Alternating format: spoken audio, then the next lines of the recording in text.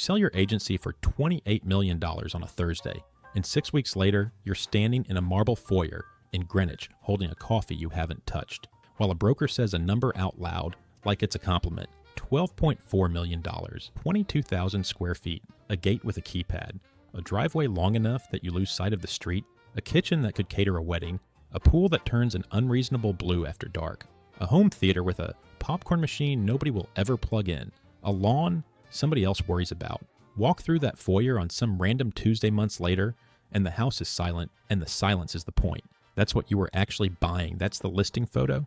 The photographer is very good at his job. What he doesn't photograph, everything in that picture is the output of a machine, and nobody hands you the manual. Somebody has to run it, staff it, insure it, heat it, fix it, and eventually offload it. And the arithmetic on all five behaves nothing like your intuition. Trained on normal houses, expects. You think the $12.4 million is the transaction. You sign, wire the money, get the keys, and figure the expensive part is behind you. It isn't. It's just starting. A house at this scale costs 3 to 5% of its value every single year just to keep existing before you renovate a closet or host a dinner. Call it 4% on $12 million, $480,000 a year to own a house you've already paid for. $40,000 a month, whether you're living in it or on a plane to Singapore, market up or down. That number doesn't check your calendar. Here's the detail that trips people up. That burn isn't driven by what you paid. It's driven by square footage, acreage, mechanical systems, and rebuild cost, physical facts that don't care what the market's doing. If your $12 million house is worth $9 million in a soft year, the operating cost doesn't drop with it. Roof's the same size. Staff still shows up Monday. You've lost $3 million of net worth and saved nothing. The value floats. The cost is bolted to the floor.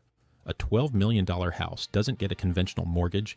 It blows past every conforming limit, so it's a jumbo loan, meaning no agency will touch it, and your bank holds the whole thing itself. Banks get particular about debt they can't offload.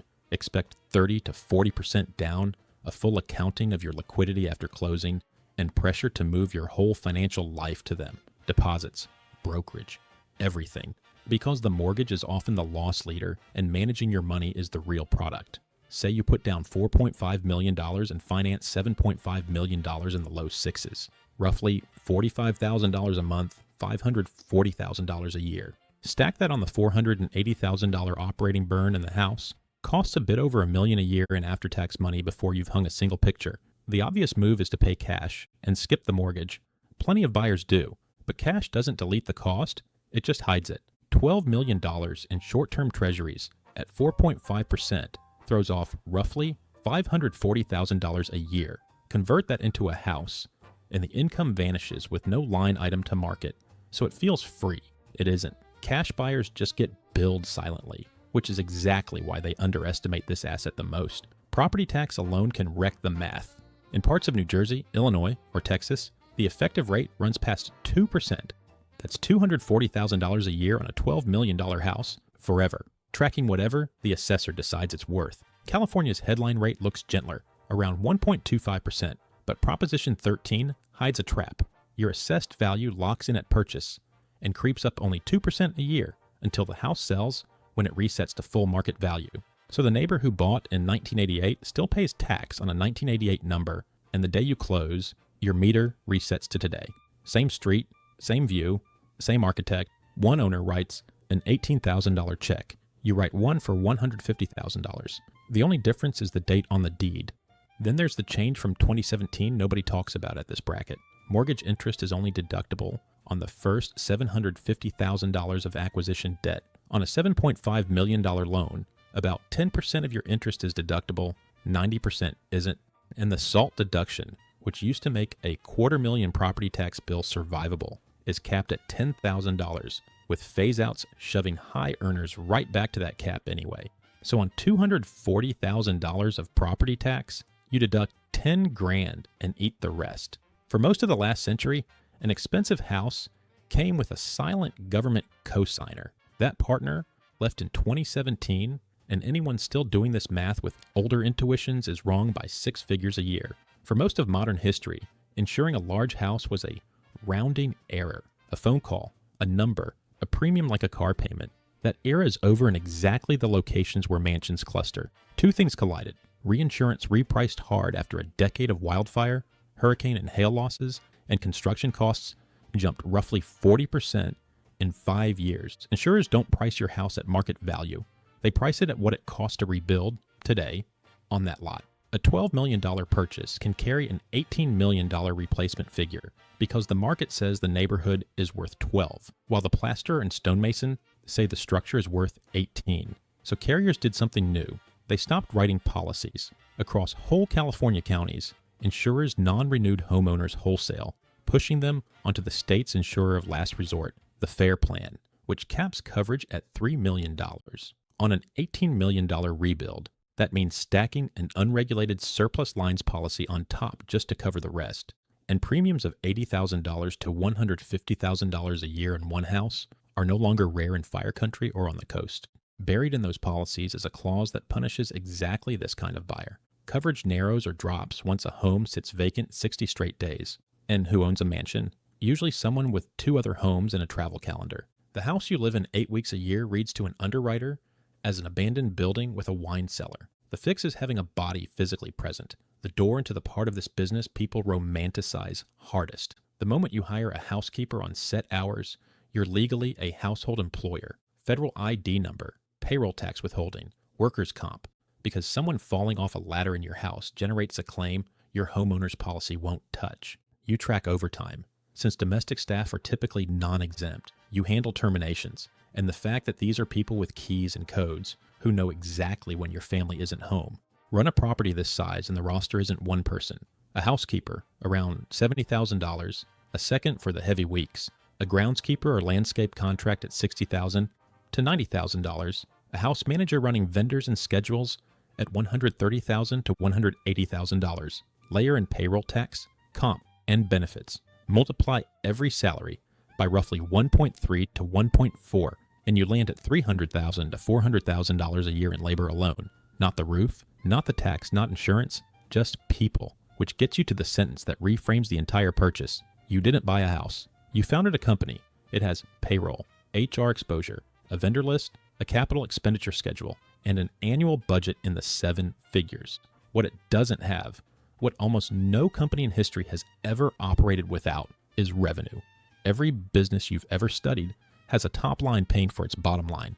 This one just has you. A 20,000 square foot house runs commercial grade equipment in residential clothing, 6 to 12 HVAC zones, each with a 15-year lifespan and $15,000 to $30,000 replacement cost. A whole property generator on its own service contract. An elevator needing annual inspection and $4,000 to $8,000 a year in maintenance to help you avoid a staircase. A 60,000-gallon pool with weekly service and a heater that will eventually fail. A dedicated cooling unit for the wine room that's not allowed to ever fail. A landscape lighting transformer running 140 fixtures, each dying on its own schedule. Tying it together is a home automation system. Lighting, shades, climate, cameras. Cutting edge the year it was installed, now quietly discontinued. This is where owners find something ugly. A software dependency. A processor out of support. A programmer long gone. A proprietary project file. Replacing it isn't a repair, it's a project. And the quote comes back around $80,000 just to make the lights behave the way they did in 2016. Cooling and heating. 20,000 square feet with 12-foot ceilings and a lot of glass isn't 4 times a 5,000 square foot house's load. It's more because glass is where heat escapes. $1,800 to $3,000 a month in summer electricity is unremarkable. Winter gas lands similarly. Heat the pool and add another $1,000 for water you swim in maybe 9 times a year. A few irrigated acres in a dry climate can pull over 1 million gallons annually at tiered rates designed to punish exactly that. Owners see a $4,000 summer water bill and assume a leak. There isn't. That's just the lawn. Call Energy and Water $45,000 to $70,000 a year, mostly spent conditioning rooms nobody entered that day. Budget maintenance properly, and it's 1 to 1.5% of replacement cost annually. $180,000 to $270,000 on an $18 million rebuild figure. Some years it's $40,000. Then there's the year it's $600,000 because the slate roof, the stucco, and the mechanical room all need work in the same 12 months, and you pay above market for it. Not because anyone's cheating you, but because the plasterer the mason who matches century-old stone, the millwork shop, the roofer who's actually touched slate. There's a handful of firms per metro who can do this, and they're booked. On a normal house, 3 bids make a price. On this one, 1 bid is the price. At $400,000, the buyer pool in a mid-size American metro is tens of thousands of households. At $2 million, a few thousand. At $12 million, the number of households who can write that check, want that specific house, in that location, in a given year, is somewhere between 4 and 40. Not 4,000, 4. That single fact runs the entire exit. With a pool that thin, there's no real price discovery, no clean comp, since the last house like yours sold 3 years ago under different conditions. Appraisers have little to work from, which makes financing harder for your buyer, which shrinks the pool further. Days on market routinely run 200 to 600, and every one of them you're paying full carry on a house you've already checked out of emotionally. Then there's the discount. Trophy listings sit at aspirational numbers, and the gap to what clears isn't 5%. Copper Beech Farm in Greenwich listed near $190 million and traded around $120 million.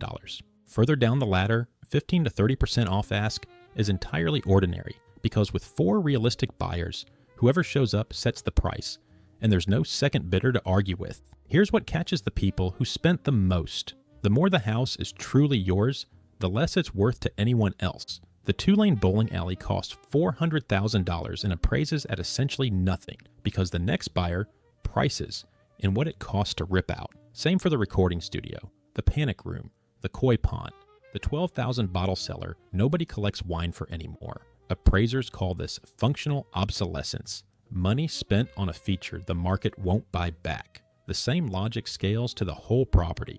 Every neighborhood has a ceiling you can't build past. Push construction cost above what the street actually supports, and you've manufactured a $19 million building on a $16 million street. The market prices location first and grudgingly pays for size after. The most extreme case in recent memory, a 105,000 square foot spec mansion above Bel Air, listed at $500 million, went into receivership and sold at auction in 2022 for $126 million. Not because the construction was bad, but because nobody on the planet wanted that exact building at that price on that day. It rarely happens through foreclosure. It dies from arithmetic that outlives its owner. Edward Stotesbury, one of the wealthiest financiers in early 20th century America, built Whitemarsh Hall outside Philadelphia. 147 rooms, gardens by a landscape architect of national reputation, a house contemporaries compared to a European palace. He died in 1938 and nobody wanted it. Not because it wasn't beautiful, because its operating cost had lost any relationship to a use anyone could justify.